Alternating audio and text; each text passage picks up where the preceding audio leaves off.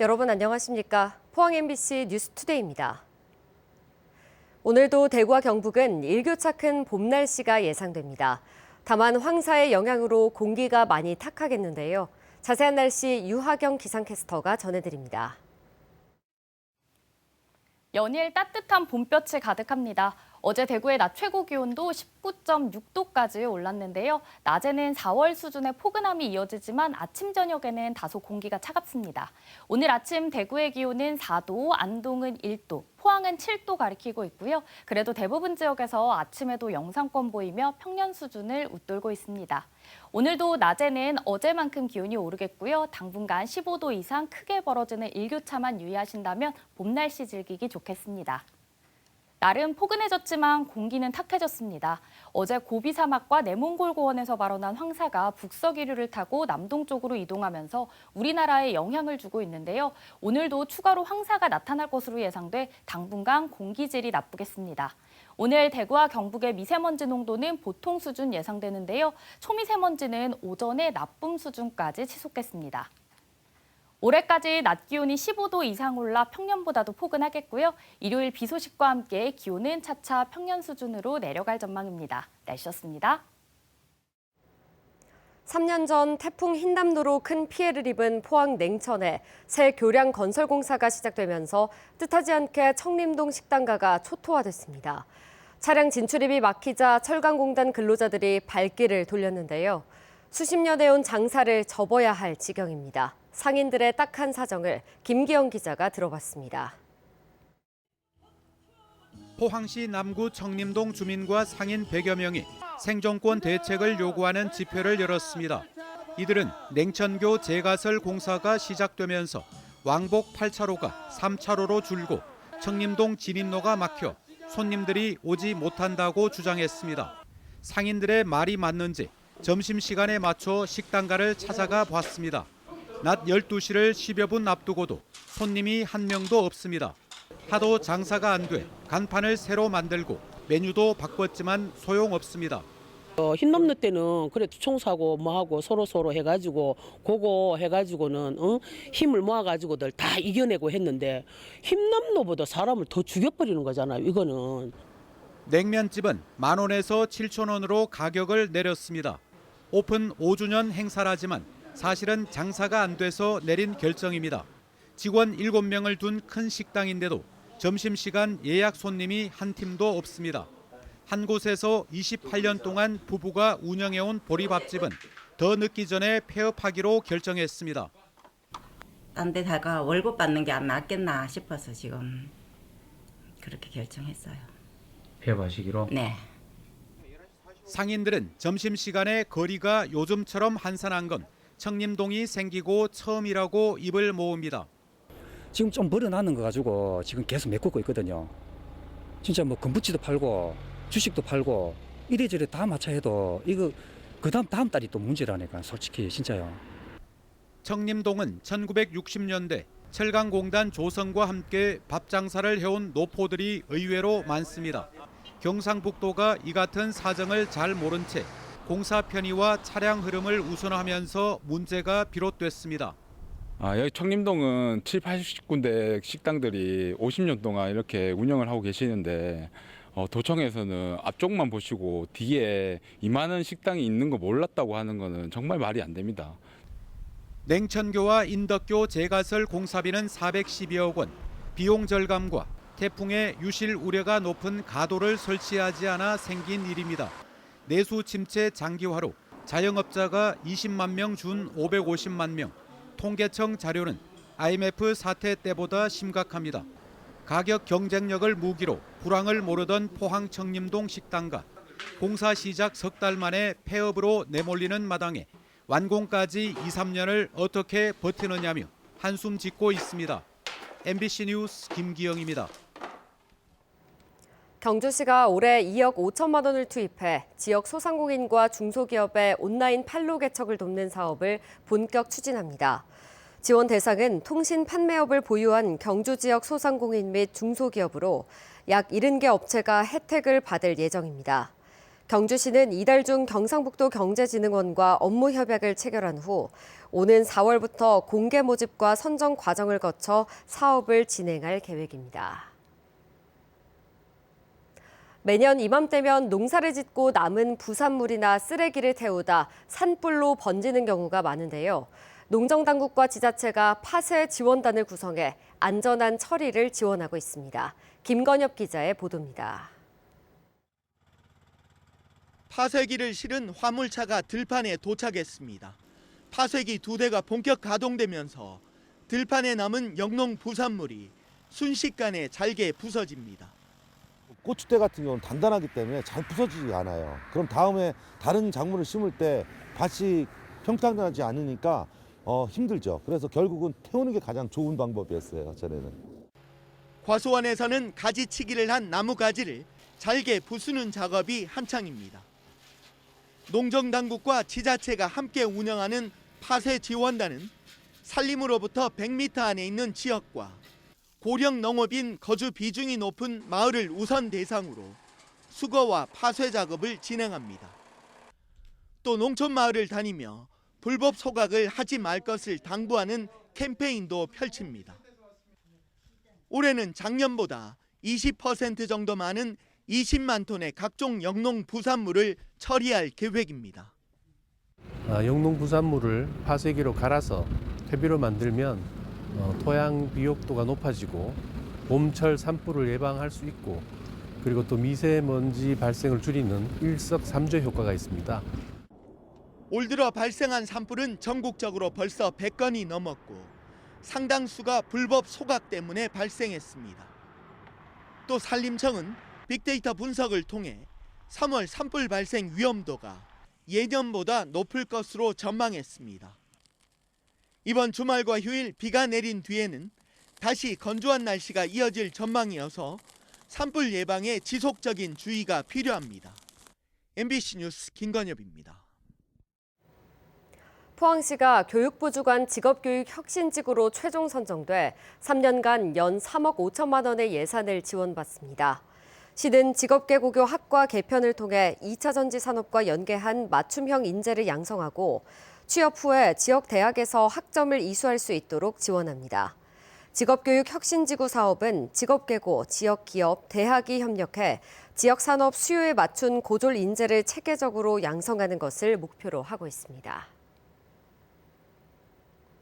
경북도의회 3월 임시회가 시작된 가운데 첫날 예고에도 없던 이철우 도지사의 정치적 중립 의무 위반 논란이 불쑥 등장했습니다.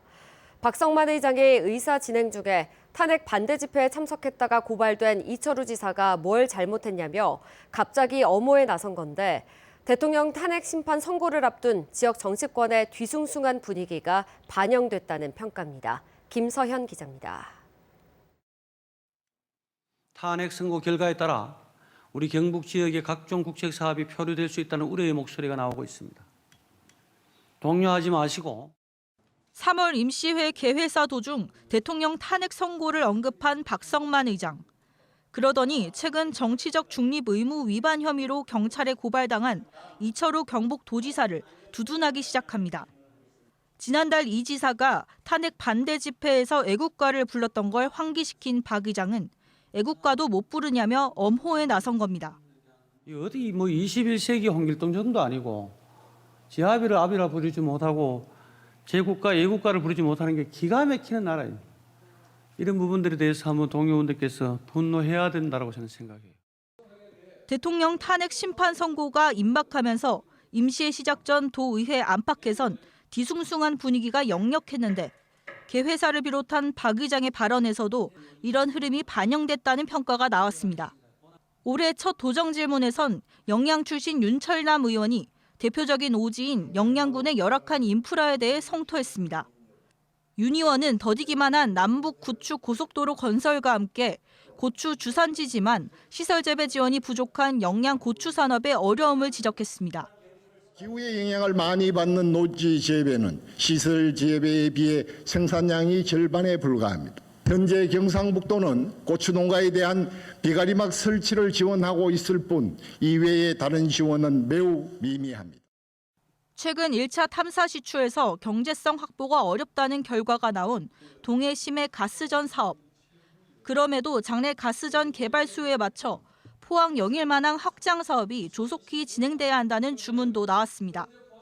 탐사 단계에서부터 육상 지원 기조로서의 확실한 지위를 확보하지 못하면 이후 발생할 상업적 이득을 우리 지역으로 챙겨오지 못합니다. 1차 개발이 실패했다고 자꾸 이렇게 이야기하는데 전문가들은 1000m 팠는데 1000m만 더 내려갔어도 성공했을 거다 하는 이야기도 있고 북극 항로가 열리면 영일만항이 중심이 돼야 될 것 같습니다. 임기진 도의원은 대전 초등학생 피살 사건과 관련해 돌봄 교실에서의 학생 안전 그리고 교권 보호 대책 마련을 경북교육청에 촉구했습니다. 현재 질병 휴직 및 복직 심사 제도의 실효성에 대한 우려가 커지고 있습니다.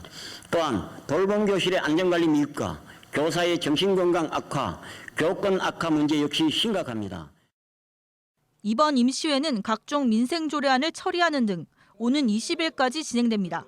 MBC 뉴스 김서연입니다. 경주에서 지난달 24일부터 2주간 열린 에이펙 제1차 고위관리회의에 참가한 각국 대표단이 행사 진행에 만족한 것으로 조사됐습니다. 경북도 에이펙 준비지원단에 따르면 이번 고위관리회의에 참석한 대표단을 대상으로 숙박 등 5개 분야별에 대한 모바일 설문조사를 진행한 결과 각 분야별로 485명이 참가해 100점 만점에 평균 94점을 줬습니다. 분야별로는 수송 94점, 숙박 92점, 문화공연 93점, 관광 96점, 시설 운영 지원 95점을 받았습니다. 대구 군부대 5곳의 통합 이전지가 군의군으로 확정되면서 대구시는 군부대가 이전하고 남는 터인 후적지를 어떻게 개발할지 고민에 들어갔습니다. 앞으로 추진 과정과 과제를 박재형 기자가 전해드립니다.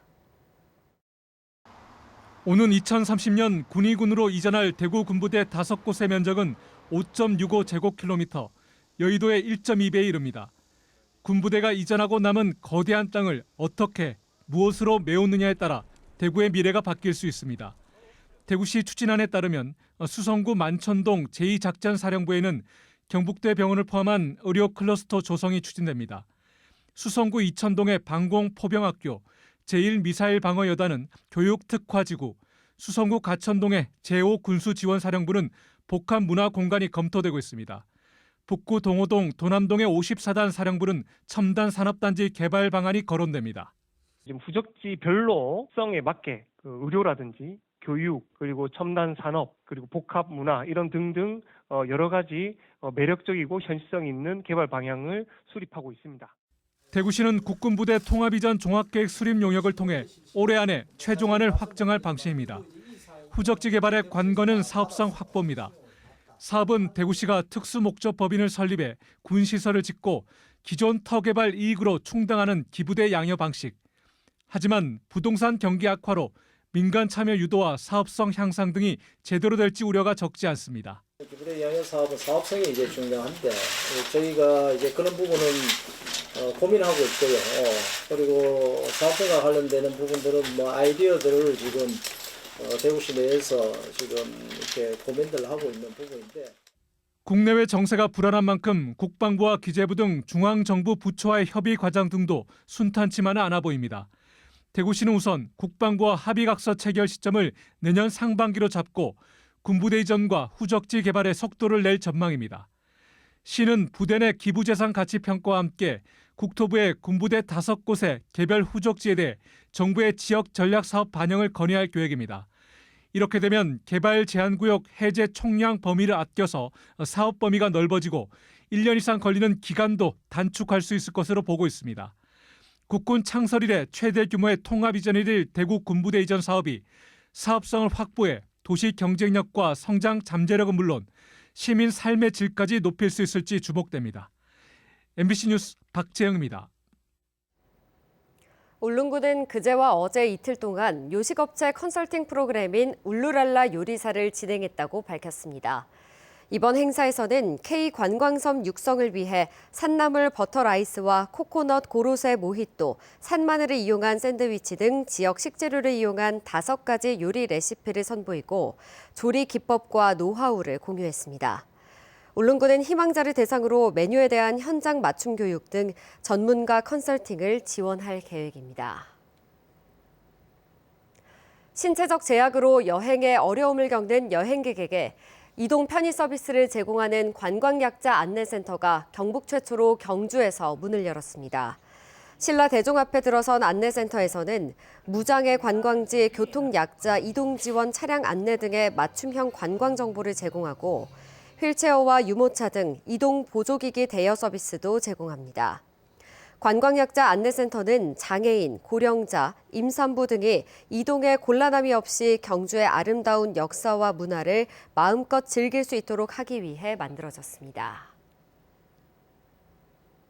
일본 도쿄전력이 오늘부터 후쿠시마 원전오염수 11차 해양 방류를 개시할 예정인 가운데 지역 환경시민단체가 규탄에 나섰습니다.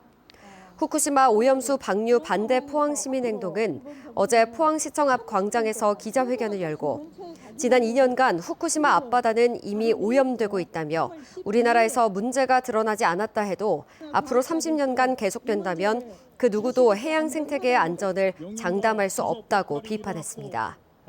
이어 미래 세대에게 오염된 바다를 물려줄 수 없다며 원전 오염수를 바다에 버리는 파렴치한 행위를 즉각 중단하라고 일본 정부에 촉구했습니다. 월성원전 인접지역 이주대책위원회와 탈핵 경주시민 공동행동은 어제 대구지방법원 경주지원 앞에서 기자회견을 열고 한수원이 제기한 천막 농성장 철거 소송 철회를 촉구했습니다. 이들 단체는 한수원은 월성원전 입구에서 10년 이상 지내간 주민들의 마지막 절규인 집회 시위의 권리마저 빼앗으려 해선 안 된다라며 더 나아가 한수원은 핵발전소 최인접 주민들의 이주 대책 마련에 적극 나서야 한다라고 주장했습니다.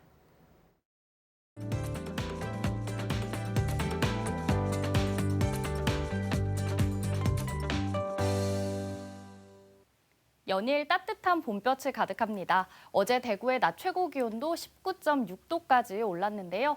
낮에는 4월 수준의 따뜻함이 이어지지만 아침 저녁에는 다소 공기가 차갑습니다. 오늘 아침 대구의 기온 4도, 안동은 1도, 포항은 7도 가리키고 있고요. 그래도 대부분 지역에서 아침에도 영상권 보이며 평년 수준을 웃돌고 있습니다. 오늘도 낮 기온 어제만큼 오르겠고요. 당분간 15도 이상 차이 나는 일교차만 유의하신다며 봄 날씨 즐기기 좋겠습니다. 날은 포근해졌지만 공기는 탁해졌습니다. 어제 고비 사막과 내몽골 고원에서 발원한 황사가 북서기류를 타고 남동쪽으로 이동하면서 우리나라에 영향을 주고 있는데요. 오늘도 추가로 황사가 나타날 것으로 예상돼 당분간 공기질이 나쁘겠습니다.